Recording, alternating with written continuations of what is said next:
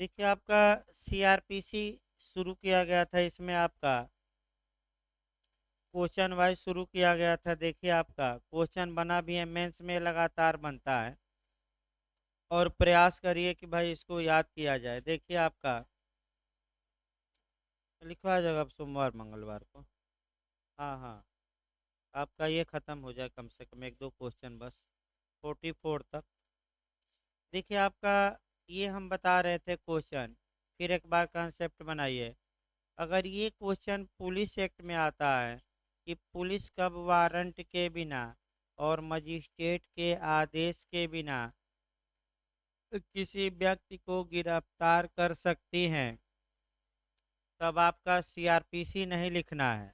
वहाँ पुलिस अधिनियम 1861 की धारा 34 में जो 8 प्रावधान हैं उनको डिटेल में लिखना है। ये अगर यही क्वेश्चन आपका सीआरपीसी में आ जाए कि उन प्रावधानों का उल्लेख करिए जिनमें पुलिस किसी व्यक्ति को वारंट के बिना और मजिस्ट्रेट के आदेश के बिना गिरफ्तार कर सकती है, तो मुख्य रूप से यह प्रावधान 41 में है।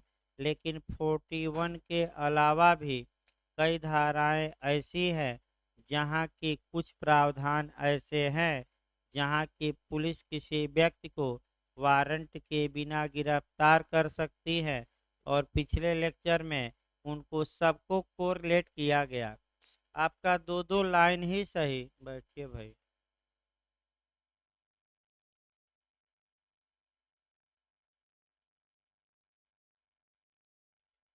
दो दो लाइन ही सही बताया गया था। मेंस में जरूर आपका कोरिलेशन लिखिएगा, और जितने कोरिलेशन थे पिछले लेक्चर में हम बता दिए थे।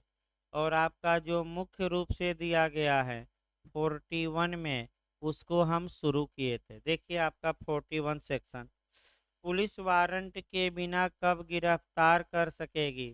तो आपका 41 के पहले क्लाज में आपका कुछ खंड हैं। अगर मामला उन खंडों में आ जाता है तो पुलिस किसी व्यक्ति को वारंट के बिना और मजिस्ट्रेट के आदेश के बिना अरेस्ट कर सकती है। अब कौन कौन सा खंड है, वह भले सीरियल वाइज न रट्टा मारिए, लेकिन भले इधर उधर हो, लेकिन आपको याद करना पड़ेगा। पहला देखिए मैं बताया था 41 का क्लाज ए में बताया था, ये आपका प्री में भी आ चुका है क्वेश्चन, कि जो व्यक्ति पुलिस की उपस्थिति में कांग्निजेबल ऑफेंस करता है या संज्ञेय अपराध करता है, यानी कि कोई व्यक्ति है जो पुलिस की उपस्थिति में संज्ञेय या गंभीर अपराध करता है, तो पुलिस ऐसे व्यक्ति को वारंट के बिना और मजिस्ट्रेट के आदेश के बिना गिरफ्तार कर सकती है। पहला पॉइंट। आइए अब देखा जाए खंड बी, देखा जाए जिसके विरुद्ध या तो उचित परिवाद किया गया है या विश्वसनीय सूचना प्राप्त हुई है कि ऐसे व्यक्ति ने ऐसा अपराध किया है जिसमें सजा 7 वर्ष से कम या 7 वर्ष तक की हो सकती है, और यह अपराध कांगनिजेबल है यानी कि संज्ञेय है, तो पुलिस उस शर्तों की पूर्ति होने पर ऐसे व्यक्ति को वारंट के बिना गिरफ्तार कर सकती है।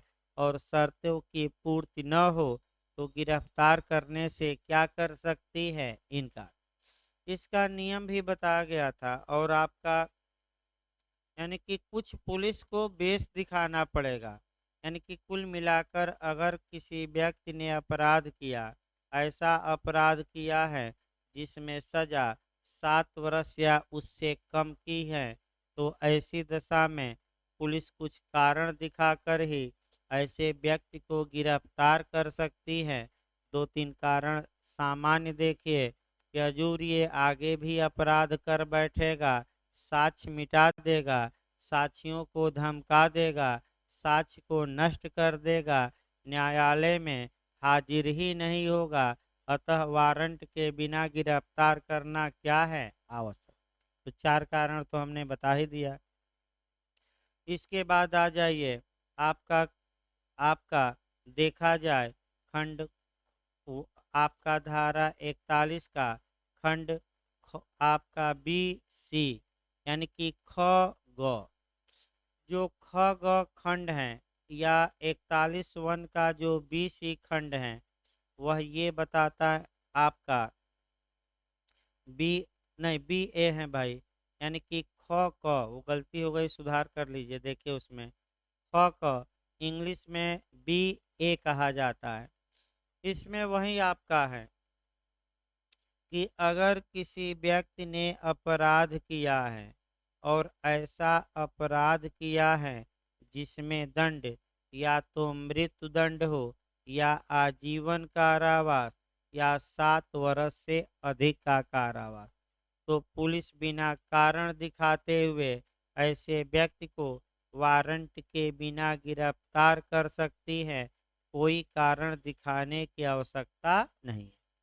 तो बस 2 लाइन आप मेंस में लिखते समय इतना भाई ज़्यादा नहीं लिख पाएंगे, तो आपका कारण दिखाकर और बिना कारण का अलग करते हुए लिख डालिएगा।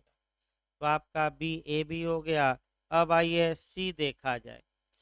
आपका सी देखिए खंड भाई, जो या तो इस संहिता के अधीन या राज्य सरकार के आदेश द्वारा अपराधी उद्घोषित किया जा चुका हो यानी कि प्रोकोमलेंड अफेंडर, मफरूर अपराधी यानी कि भगोड़ा।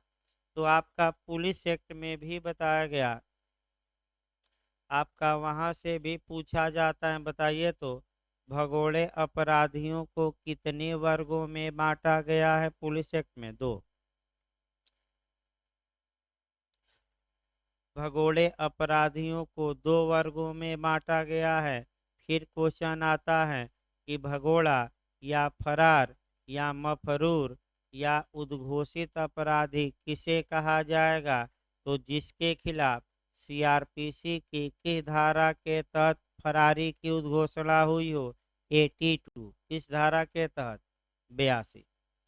तो उद्घोषित अपराधी या तो न्यायालय ने उद्घोषणा की है कि 82 के तहत या राज्य सरकार ने किसी अन्य कानून के तहत किसी व्यक्ति को उद्घोषित अपराधी घोषित किया है।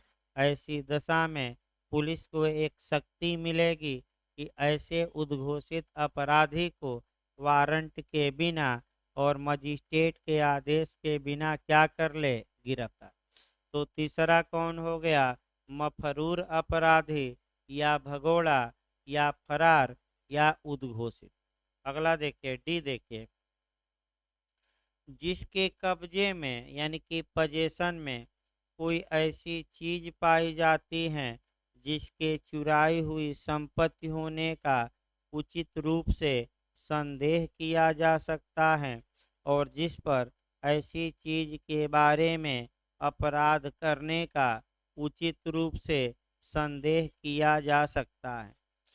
इसका मतलब ये हुआ कि किसी व्यक्ति के पास चुराई हुई संपत्ति का पाया जाना, शॉर्टकट में कहा जाता है स्टोलन प्रॉपर्टी या चुराई हुई संपत्ति।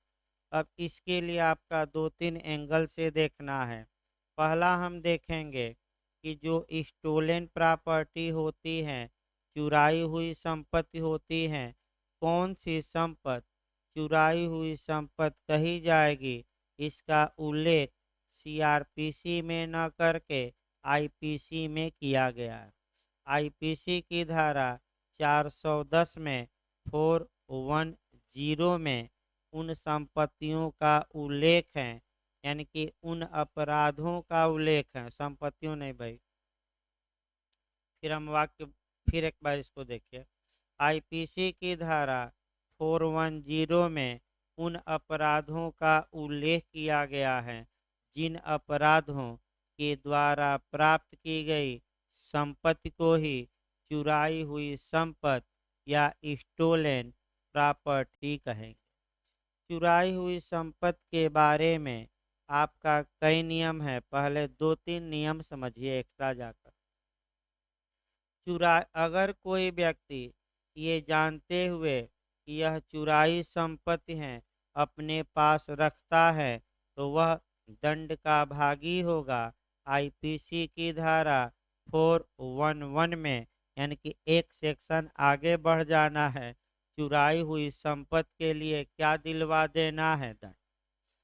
दूसरा जो आपका क्वेश्चन बनाना है वह एविडेंस में साक्ष्य अधिनियम में बनाना है, धारा 114 से यानी कि धारा 114 से। देखिए कैसे बनाना है। धारा 114 का जो पहला ही उदाहरण है एविडेंस में वह ये बताता है कि पहला ही है ना कि दूसरा, तो आपका यही है ना। दूसरा आपका सहअपराधी के बारे में है। देखिए हल्का सा भाई, मैंने फिर एक बार देखिए।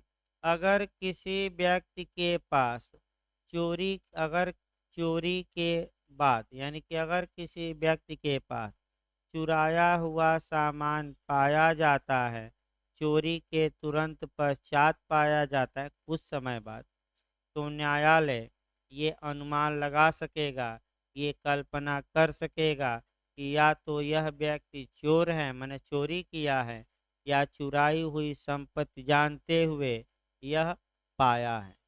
ये अनुमान लगा सकता है। कौन लगा सकता है? न्यायालय। लेकिन इस अनुमान का खंडन किया जा सकता है और एविडेंस की धारा 14 में खंडन होगा। अभियुक्त ये दिखा सकता है कि हजूर, हम ये 1000 की घड़ी मोबाइल था, हम 800 में खरीदे हैं। अगर हम जानते कि ये चोरी का मोबाइल है तो 100-200 में क्या करते, हम भी खरीद लेते। अतः भले हम चोरी का माल खरीदे हैं, लेकिन हमें ज्ञान नहीं था कि ये माल क्या हुआ है, चुराया, तो बच जाएगा। यानी कि बस नॉलेज पर ही है, आशय पर। क्या वह जानता था कि माल चोरी का है? तब तो सजा। नहीं जानता था तो क्या होगा? बचाव मिलेगा। अब ये साबित करना पड़ता है जानता था कि नहीं जानता था। अगर जानता है कि मोबाइल चोरी का है फिर भी खरीद रहा है, तब 411 के तहत दंड का आईपीसी में क्या होगा? भागी। और नहीं जानता है तो मैं फिर बता दूं, दंड का भागी नहीं होगा। अब आपका स्टोलन प्रॉपर्टी, अब फिर आइए बैक हुए सीआरपीसी में भाई। सीआरपीसी ये कहती है कि अगर पुलिस को संदेह हो गया, अगर पुलिस को उचित रूप से संदेह हो गया कि कोई व्यक्ति है, उसके पास जो सामान है वह लग रहा है कि चुराया हुआ है, तो ऐसी दशा में पुलिस ऐसे व्यक्ति को वारंट के बिना क्या कर सकती है? गिरफ्तार। अगला देखिए आपका डी के बाद आपका ई देखिए, खंड ई। जो पुलिस अधिकारी को उस समय बाधा पहुंचाता है जब पुलिस अधिकारी अपना कर्तव्य कर रहा है या जो विधि पूर्वक अभिरक्षा से निकल भागा है या निकल भागने का प्रयास करता है। अब देखिए यहाँ, यानी कि पुलिस अपना कार्य करने गई है। मान लीजिए पुलिस किसी अभियुक्त को गिरफ्तार करने गई है और कई लोग मिलकर गिरफ्तारी में बाधा डाल रहे हैं, तो जो लोग गिरफ्तारी में क्या डाल रहे हैं? बाधा। पुलिस उन्हें भी वारंट के बिना और मजिस्ट्रेट के आदेश के बिना क्या कर सकती है? गिरफ्तार। अब ये नियम। दूसरा, जो कस्टडी से निकल भागा है, यानी कि किसी व्यक्ति को पुलिस ने गिरफ्तार किया था और पुलिस की अभिरक्षा से क्या हो गया है? फरार हो गया है, तब वारंट जारी कराने की आवश्यकता नहीं है। धारा 60 जोड़ेंगे सीआरपीसी। धारा 60 कहती है कि ऐसे मामलों में पुलिस तुरंत पीछा करे, तुरंत पीछा करके पुनः गिरफ्तार करे। तो बताइए कहाँ तक पीछा करेगी? केवल अपनी एरिया में कि पूरे भारत में कहीं भी? बताया गया था, ये कोई नहीं कर सकता कि नहीं। ये मैं कोरिलेट करके, भले ना पढ़ा गया लेकिन कोरिलेट करके, कहाँ तक पीछा करेगी? पूरे भारत में। कौन सी धारा? 60। या निकल भागने का प्रयास करता है तो पुनः पकड़ ले, भाग गया तब भी दौड़ाए और प्रयास कर रहा है तब भी, वारंट के बिना। अगला देखिए आपका, जिस पर संघ के सशस्त्र बलों में से किसी से अभित्याजक होने का उचित संदेह, अभी पुलिस एक्ट में भी बताया गया, पुलिस एक्ट में भी बताया गया, सीआरपीसी भी जोड़ी गई थी। आपका ये बताया गया था कि अगर पुलिस को लगता है कि ये व्यक्ति सेना की नौकरी छोड़कर भागा है, सेना का भगोड़ा है, अभित्याजक मतलब भगोड़ा ना है तो लिख लीजिएगा, किसका भगोड़ा, सेना का, नौकरी त्याग कर भागा गया है, बिना रिजाइन दिए भाग आया है, तो पुलिस को एक पावर मिलता है कि ऐसे सेना के भगोड़े को वारंट के बिना क्या कर ले, गिरफ्तार। फिर बताइए, बताया गया था वारंट के बिना गिरफ्तार किया जाता है तो किस मजिस्ट्रेट के यहाँ पुलिस एक्ट कहता है पेश किया जाएगा, हाँ, फर्स्ट क्लास जुडिशियल मजिस्ट्रेट। अगर प्रथम, हाँ, अब आइए आपका तुरंत सीआरपीसी कवर करना है इसी के साथ, 475 475 धारा कि अगर मजिस्ट्रेट के समक्ष पेश किया जाता है, मजिस्ट्रेट ये देखते हैं कि इस भगोड़े का मैटर तो हमारी अधिकारिता नहीं है बल्कि सेना न्यायालय में मुकदमा चलेगा, तो पुलिस को आदेशित करेंगे कि ऐसे भगोड़े को उस यूनिट के, जहाँ से वो सेना था, जहाँ मैंने वहाँ उस यूनिट के कमांडिंग अफसर को क्या किया जाए, सौंप दिया जाए। ये सीआरपीसी की किस धारा में, तो 475। अगला देखिए आपका, भगोड़ा पर भी आपका भाई आईपीसी में भी पूछा जाता है। देखिए अगर सेना का अभित्याजक है या कोई सिविल माने या पुलिस का अभित्याजक है, सेना का अभित्याजक या भगोड़ा या फरार हो गया है, तो उसमें हार्बर या आश्रय या संश्रय के मामले में यूपी एपीओ क्वेश्चन बनाता है कि अगर कोई व्यक्ति ये जानता है कि ये सेना का भगोड़ा है, उसे खाना देता है, आवास देता है, वाहन देता है, पानी पिलाता है, मोबाइल देता है कि लो बात कर लो, लेकिन क्या करते हुए, जानते हुए, तो ऐसा व्यक्ति आश्रय देने, आश्रय मतलब हार्बर देने, हार्बर को शुद्ध हिंदी में कहते हैं संश्रय देने के लिए दंड का भागी होगा। लेकिन एक वही पूछा जाता है कि कौन आश्रय देने के लिए, कौन संश्रय देने के लिए दंड की भागी नहीं होगी, तो पत्नी, यानी कि अगर पति सेना में है और सेना से भाग आया है, पत्नी आश्रय देती है, तो पत्नी दंडित नहीं होगी। और पत्नी सेना में है, पति आश्रय देता है, तो पति भी दंडित नहीं होंगे। अब साली और घरवाली ना कह दीजिएगा, यानी कि साली अगर दे दे, जीजा दे दें तब नहीं, माँ बाप दे दें तब नहीं, तब दंड के भागी होंगे। याद रखिएगा, कई लोग भ्रम में आ जाते हैं, तो भ्रम में नहीं आना है। आपका क्या याद रखना है, पत्नी। और पिछले लेक्चर में भी आपका सुबह वाले में बताया गया कि आपका इंटरव्यू में भी बिहार में पूछा गया है कि हस्बैंड एंड वाइफ को भारत में सेपरेट पर्सन माना गया है, पृथक व्यक्ति माना गया है, ये एविडेंस की किस धारा से उत्पन्न होता है, 120 रट कर जाएगा, कौन सी धारा एविडेंस की, आप एक बार पढ़ कर आइएगा भाई, नए लोग, बता दिया गया एक लाइन आगे बढ़कर। आगे देखिए, तो आपका अभित्याजक हो गया। अगला देखिए, जो भारत से बाहर किसी स्थान में किसी ऐसे कार्य किए जाने से जो यदि भारत में किया होता तो अपराध के रूप में दंडनीय होता और जिसके लिए वह प्रत्यर्पण संबंधी किसी विधि के अधीन या अन्यथा भारत में पकड़े जाने या कस्टडी में रखे जाने का भागी है, संबंधित रह चुका है, या जिसके विरुद्ध इस बारे में उचित परिवाद किया जा चुका है या विश्वसनीय इत्तिला मतलब सूचना प्राप्त हो चुकी है या उचित संदेह विद्यमान है कि वह ऐसे संबंधित रह चुका है। यानी कि कुल मिलाकर इतनी लाइन का सार पढ़ा जाता है, इतना लाइन उलझाऊ है थोड़ा। सार आपका ये है कि कोई व्यक्ति है जो भारत से बाहर ऑफेंस किया हो, अपराध किया हो, और भारत में वह पकड़े जाने का, आपका पकड़े जाने के लिए दायी हैं, उत्तरदायी हैं, यानी कि भारत में उसे गिरफ्तार किया जा सकता है। क्यों किया जा सकता है?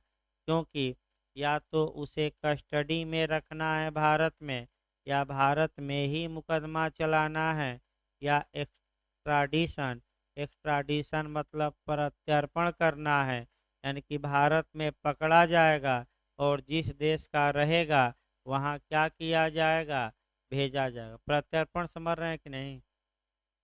प्रत्यर्पण फिर एक बार देखिए भाई। मान लीजिए कि भारत से विजय माल्या इंग्लैंड भगा है, तो इंग्लैंड से उसका प्रत्यर्पण भारत होगा, यानी कि आपका उसको वापस भारत बुलाया जाएगा। इसी को प्रत्यर्पण कहते हैं। लेकिन सतर्क ये रहना है कि ऐसा तब होगा जो व्यक्ति विदेश में अपराध किया था वह भारत में भी अपराध हो। यानी कि अगर भारत में वह कार्य अपराध नहीं है तो भारत में किसी भी हाल में उसे गिरफ्तार नहीं किया जाएगा। क्योंकि प्रत्यर्पण के ही मामले में ऐसा है भाई कि अगर कोई, आप मान लीजिए कोई व्यक्ति है, भारत में कोई अपराध करता है, इंग्लैंड भाग जाता है, तो प्रत्यर्पण इतना आसान नहीं है।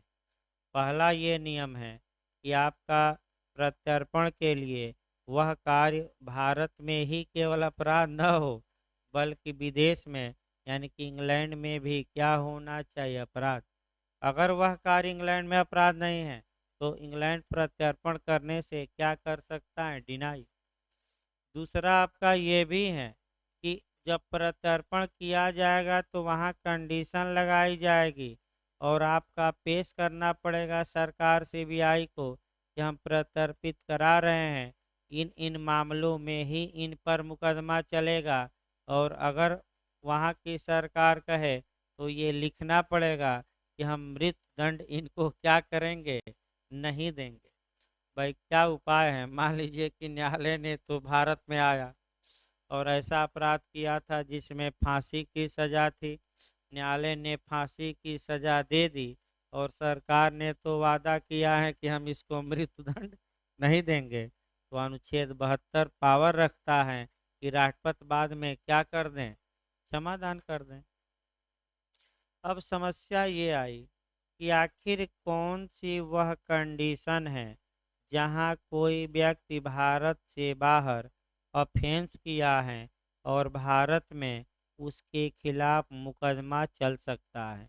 इसके लिए जो देखना है, शुद्ध रूप से आईपीसी की धारा 3 और 4, आईपीसी की धारा 3 और 4 उन परिस्थितियों का वर्णन करती हैं जिसमें कोई व्यक्ति भारत से बाहर अपराध किया है तो भारत में वह सजा का क्या होगा, हकदार। तो उतना डिटेल में हम नहीं जाएंगे, बस एक लाइन लास्ट में इसका ये हुआ कि भारत से बाहर अपराध किया था, भारत में वह अपराध दंडनीय था और या तो प्रत्यर्पण के अंतर्गत वह आता है या भारत में गिरफ्तार करके निरुद्ध करना है। तो आपका ऐसी दशा में ऐसे व्यक्ति को पुलिस क्या करेगी, वारंट के बिना क्या करेगी, गिरफ्तार, और या मजिस्ट्रेट के आदेश के बिना। अगला देखिए भाई, आपका जो छोड़ा गया सिद्ध दोष होते हुए धारा 356 की उपधारा 5 के अधीन बनाए गए किसी रूल को भंग करता है। अब देखिए, छोड़ा गया सिद्ध दोष किसे कहा जाता है? यानी कि कोई व्यक्ति था और आपका ऐसी दशा में उस व्यक्ति को न्यायालय ने सजा दी और सजा जब दी तो वह जेल गया, लेकिन आपका धारा 356 के तहत उसे छोड़ा गया। तो आखिर 356 में, एक सेकंड देख लिया जाए इसमें, हल्का सा। नहीं, जब धारा थोड़ा बहुत भूले तो उसका उपाय है कि भाई आपका बेयर एक्ट है ही, एक बार क्या किया जाए, देख लिया जाए।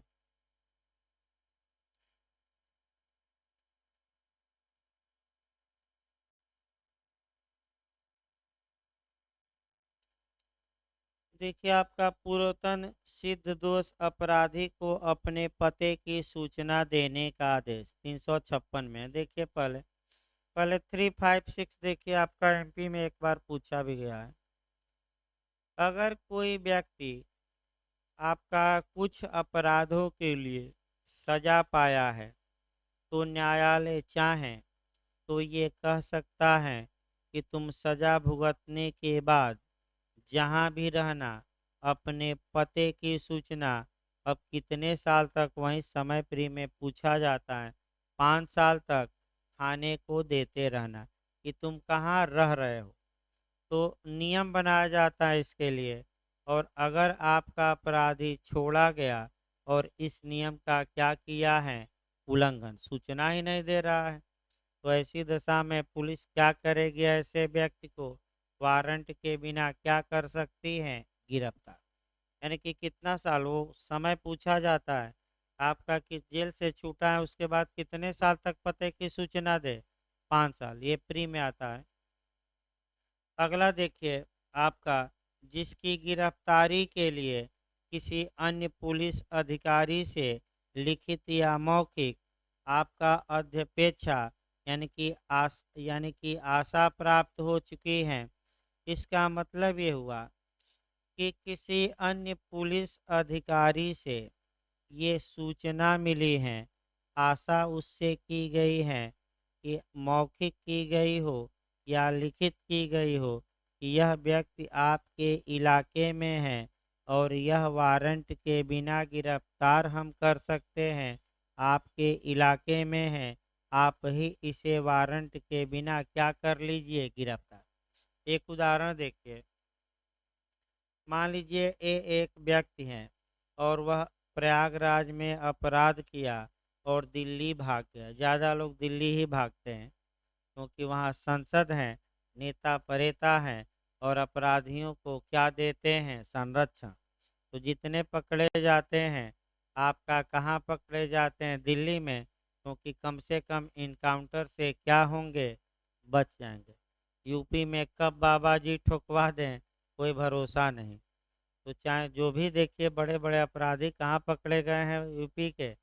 दिल्ली में ही 90%। एक दो भले बॉम्बे में पकड़ लिए गए हों, लेकिन आपका दिल्ली में थोड़ा सुरक्षित रहता है, इधर उधर असुरक्षित है। एमपी एमपी सुरक्षित नहीं है आपका अन्य जगह। तो फिर एक बार देखिए, बैक हुआ जाए, मान लीजिए कोई प्रयागराज में अपराध किया, दिल्ली भाग गया। प्रयागराज की पुलिस ऐसे व्यक्ति को वारंट के बिना गिरफ्तार करने की पावर रखती थी। तो जैसे ही प्रयागराज की पुलिस को पता लगा कि ये दिल्ली के इस इलाके में छुपा है, तो दिल्ली पुलिस से यहीं से संपर्क करे, या तो मौखिक बता दे यानी कि फ़ोन से ही बता दे कि ऐसा व्यक्ति आपके इलाके में छुपा है और वारंट के बिना गिरफ्तारी करने के अधीन है, आप इसे क्या करिए? वारंट के बिना क्या कर लीजिए? गिरफ्तार। या लिखित में यानी कि फैक्स या लेटर या ईमेल भेज दीजिए कि वहाँ छुपा है और आप क्या करिए? गिरफ्तार। तब तक मैं आ रही हूँ, लेकिन आते आते हो सकता है वहाँ से क्या करे? अड्डा बदल दे, तो आप ही गिरफ्तार कर लीजिए। तो दिल्ली की पुलिस भी ऐसे मामलों में ऐसे अपराधी को वारंट के बिना क्या कर सकती है? गिरफ्तार। तो अलग बात है। इस प्रकार जितने खंड थे वह बताए गए। अब खंड 2 आइए, धारा 41 का क्लाज 2 देखना है। देखिए, 2 आपका ऐसे नहीं देखना है। 2 जब भी पढ़िए तो आपका दूसरे एंगल से हम पढ़ाएंगे, क्योंकि आपका यहाँ लिखना नहीं है, आपका 42 के साथ लिखना है। तो आइए अब देखा जाए, दूसरा प्रश्न देखा जाए। भाई आपका ये समाप्त हो गया। अब देखिए, ये भी जो पढ़ाया जा रहा है मेंस में आ चुका है, प्री में भी आ चुका है। प्रश्न बना लिया जाए जल्द पहले। उन परिस्थितियों का वर्णन करिए जिसमें कोई पुलिस अधिकारी किसी असंज्ञेय मामलों में अर्थात नॉन कॉग्निजेबल मामलों में अर्थात साधारण मामलों में किसी व्यक्ति को वारंट के बिना गिरफ्तार कर सकता है। ये मेंस में भी आ चुका है, प्री में भी। प्री में बहुत अंदर से पूछा जाता है कि गिरफ्तारी के बाद की प्रक्रिया भी बताइए और किस उद्देश्य के लिए गिरफ्तारी, कब गिरफ्तारी। तो ये एक एक बातें अब शुरू करनी है। जब भी ये प्रश्न पढ़िएगा असंज्ञेय अपराध में, तो आपको कौन कौन धारा लिखना है। पहले 2L लिखना है, कौन सी धारा। फिर आपका धारा 41 का क्लाज 2 पढ़ना है, याद रखिएगा। धारा 41 का कौन सा, क्लाज 2 पढ़ना है। फिर आपको जो पढ़ना है सेक्शन 42 पढ़ना है।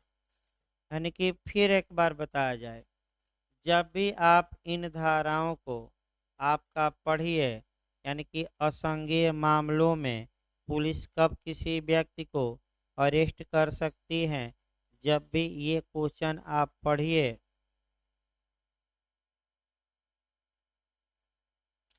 जब भी ये क्वेश्चन आप पढ़िए तो कौन कौन सी धाराएं पढ़नी है पहले दिमाग में ये बैठा लेना है। और मेंस में भी लिखते समय इन तीनों धाराओं को लिखना है। देखिए आपका, देखिए भूमिका मैं बांध रहा हूँ, आपका क्वेश्चन ये बनाया हूँ मैं कि उन परिस्थितियों का वर्णन करिए जिन परिस्थितियों में असंज्ञेय अपराध में पुलिस किसी व्यक्ति को वारंट के बिना क्या कर सकती है, गिरफ्तार। तो आइए देखा जाए, दंड प्रक्रिया संहिता के तहत अपराधों को गंभीरता के आधार पर दो वर्गों में बांटा गया है। एक संज्ञेय अपराध जिसमें पुलिस किसी व्यक्ति को वारंट के बिना गिरफ्तार कर सकती है, और दूसरा असंज्ञेय अपराध जिसमें पुलिस किसी व्यक्ति को वारंट के बिना गिरफ्तार नहीं कर सकती। असंज्ञेय अपराध की परिभाषा सीआरपीसी की धारा 2L में दी गई है, लिखना पड़ेगा किसमें, 2L में, जिसमें यह कहा गया है कि असंज्ञेय अपराध या असंज्ञेय मामले से ऐसा मामला अभिप्रेत है जिसमें पुलिस किसी व्यक्ति को वारंट के बिना तथा मजिस्ट्रेट के आदेश के बिना अरेस्ट नहीं कर सकती। अब तुरंत 2L लिखने के बाद आपको ये दिखाना पड़ेगा, लेकिन यह विधि का एब्सोल्यूट रूल, पूर्ण नियम नहीं है, यानी कि ये पूर्ण नियम विधि का नहीं है। इसका अपवाद सेक्शन 42 में दिया गया है, जहाँ की सही नाम तथा पता ज्ञात करने हेतु कुछ दशाओं में पुलिस किसी व्यक्ति को असंज्ञेय अपराध में भी क्या कर सकती हैं, वारंट के बिना गिरफ्तार। तो आपका ये 42 नियम नहीं है, ये एक तरफ से क्या है, अपवाद है। तो आपका सबसे पहले एक और सेक्शन हम देखेंगे, उसके बाद 42 शुरू किया जाएगा और 42 में एक एक शब्द हम देखेंगे। लेकिन हमने एक सेक्शन लिखा है 2L के बाद कौन सा सेक्शन, धारा 41 का कौन सा क्लास 2, इसीलिए छोड़ा गया था कि असंज्ञेय में इसको लिखिएगा। देखिए क्या कहता है, एक बार बैरेक्ट देखा जाए, खंड 2 पढ़ाया जा रहा है 41 का। धारा 42 के उपबंधों के अधीन रहते हुए ऐसे किसी व्यक्ति को जो किसी असंज्ञेय अपराध से संबंधित है या जिसके विरुद्ध कोई परिवाद किया गया है या विश्वसनीय जानकारी प्राप्त हुई है या उसके ऐसा संबंधित रहने के संबंध में उचित संदेह विद्यमान है, मजिस्ट्रेट के किसी वारंट या आदेश के सिवाय, यानी उसके बिना, सिवाय मतलब क्या, बिना गिरफ्तार नहीं किया जा सकता।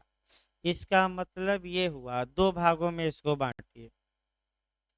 पहला भाग ये है कि अगर कोई व्यक्ति असंज्ञेय अपराध किया है तो चाहे उसके खिलाफ मजिस्ट्रेट के यहाँ कंप्लेंट या परिवाद किया गया हो, या उसके खिलाफ विश्वसनीय सूचना प्राप्त हुई हो, या संदेह है कि यह नॉन कॉग्निजेबल ऑफेंस किया है, तो मजिस्ट्रेट के आदेश के बिना और मजिस्ट्रेट के वारंट के बिना सामान्यतः ऐसे व्यक्ति को गिरफ्तार नहीं किया जाएगा, जब तक कि मामला किसमें न आ जाए, धारा 42 में। इसीलिए आपका कहा गया है कि ये जो मैं प्रावधान बताया, ये किस धारा के अधीन काम करेगा, 42। इसका मतलब ये हुआ कि अगर मामला 42 में आ जाता है तो पुलिस वारंट के बिना और मजिस्ट्रेट के आदेश के बिना ऐसे व्यक्ति को भी क्या कर सकती हैं, गिरफ्तार, अन्यथा नहीं करेगी। एक लाइन में बस, मैंने इतना बात है एक लाइन में। तो 42 है क्या, अब आप 42 निकाल लीजिए ताकि तुरंत आपका यहाँ से देखिए क्वेश्चन बना है भाई, प्री में भी मेंस में भी, थोड़ा सतर्क रहना है। नाम और निवास बताने से इनकार करने पर गिरफ्तारी। देखिए, यानी कि असंज्ञेय अपराध में पुलिस किस उद्देश्य के लिए, उद्देश्य पहले याद रखें, पहले तो उद्देश्य ही प्री में पूछा गया है कि किस उद्देश्य के लिए पुलिस गिरफ्तार कर सकती है ऐसे व्यक्ति को, तो क्या जानने के लिए, आपका नाम और पता, आपका ये उद्देश्य याद रखिए, क्या जानने के लिए, नाम पता। अब देखिए बैरक भाई, 3 खंड हैं और यहाँ 3 खंडों में कई महत्वपूर्ण चीजें मिलेंगी, थोड़ा सतर्क एक बातों पर रहिए। जब कोई व्यक्ति जिसने पुलिस अधिकारी की उपस्थिति में असंज्ञेय अपराध किया है, तो एक उदाहरण भी बना लिया जाए, सही रहेगा। पहला क्लास चल रहा है, ये एक व्यक्ति है और ये क्या करता है, पुलिस अधिकारी की उपस्थिति में, यानी कि पुलिस अधिकारी के समक्ष भी हम कह सकते हैं, या पुलिस अधिकारी के सामने कौन सा अपराध करता है, आपका असंज्ञेय। कौन सा अपराध, तो असंज्ञेय अपराध करता है। दूसरा देखिए, जब कोई व्यक्ति, बैरक से चला जाए, या जिस पर पुलिस अधिकारी की उपस्थिति में असंज्ञेय अपराध करने का अभियोग लगाया गया है, यानी कि ये एक व्यक्ति है पुलिस के समक्ष या पुलिस की हाजिरी में, तो असंज्ञेय अपराध नहीं किया है, लेकिन वह पुलिस के समक्ष क्या है, उपस्थित। और कोई अन्य व्यक्ति है जो ए पर अभियोग या इल्जाम लगाता है कि हजूर ए ने कैसा अपराध किया है, असंज्ञेय। तो दो कंडीशन पहले बनाइए, या तो जिस व्यक्ति ने असंज्ञेय अपराध किया है वह पुलिस के सामने करे, पहला नियम, तब वारंट के बिना गिरफ्तार, या पुलिस के सामने नहीं किया, पहले कर चुका है लेकिन पुलिस के सामने क्या है, उपस्थित, और कोई अन्य व्यक्ति ऐसे व्यक्ति पर अभियोग लगाता है, इल्जाम लगाता है कि हजूर ये सामने जो खड़ा है ये पहले क्या कर चुका है, असंज्ञेय अपराध। तो दोनों कंडीशन अलग अलग हैं, पहले में पुलिस के सामने ही अपराध किया जाता है और दूसरे में पहले अपराध किया है लेकिन उपस्थित कहाँ है, पुलिस के सामने। भाई कोई समस्या नहीं तो आगे बढ़ा जाए इसमें, देखिए आगे लगा, उस अधिकारी की मांग पर, उस अधिकारी की मांग पर, यानी कि उस पुलिस अधिकारी की मांग पर क्या करता है, अपना नाम और निवास बताने से इनकार करता है। इसका मतलब कि पुलिस ने इससे क्या पूछा, नाम पूछा, पता पूछा, और ये अपना नाम पता बताने से क्या कर दिया, इनकार। तब पुलिस क्या कर सकती है, वारंट के बिना गिरफ्तार।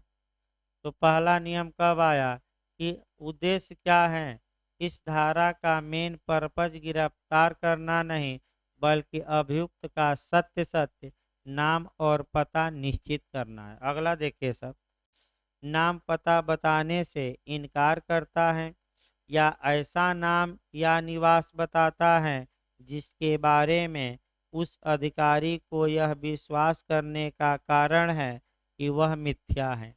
यानी कि ए ने अपना नाम और पता तो बताया, लेकिन पुलिस को लगता है कि ये जो नाम और पता बताया है ये सही नहीं बल्कि क्या है, फाल्स है, झूठा है, मिथ्या है।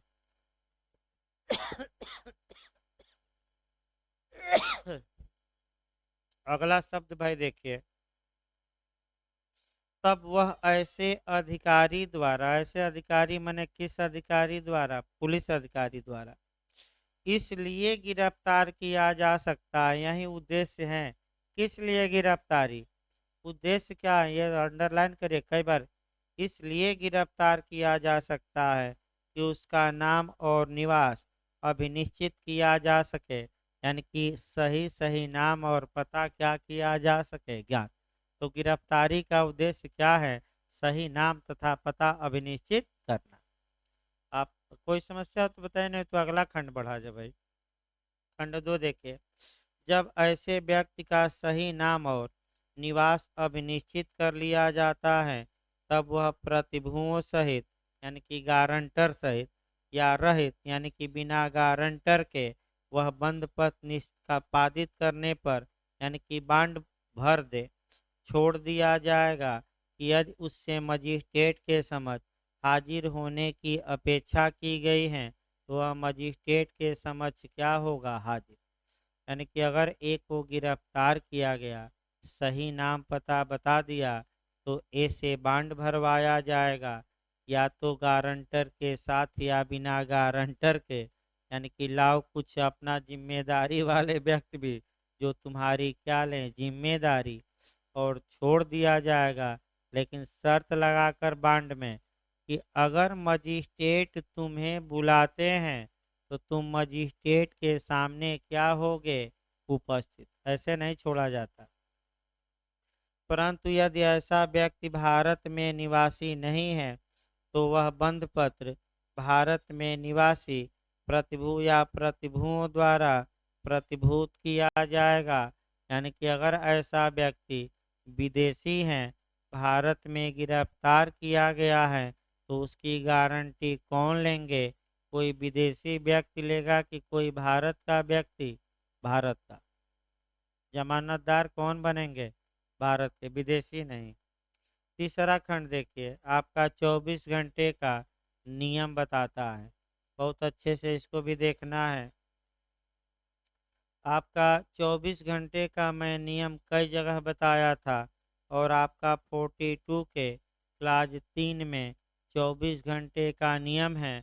अगर गिरफ्तार किया गया सही नाम पता नहीं बताता या नाम पता ही नहीं बताता, या पुलिस को लगता है कि ये जो नाम पता बताया है झूठा है, अब पुलिस अरेस्ट कर ली है, तो कितने घंटे तक अपने पास रख सकते हैं मजिस्ट्रेट के आदेश के बिना, 24। और 24 घंटे के अंदर कहाँ पेश करना पड़ेगा, निकटतम मजिस्ट्रेट।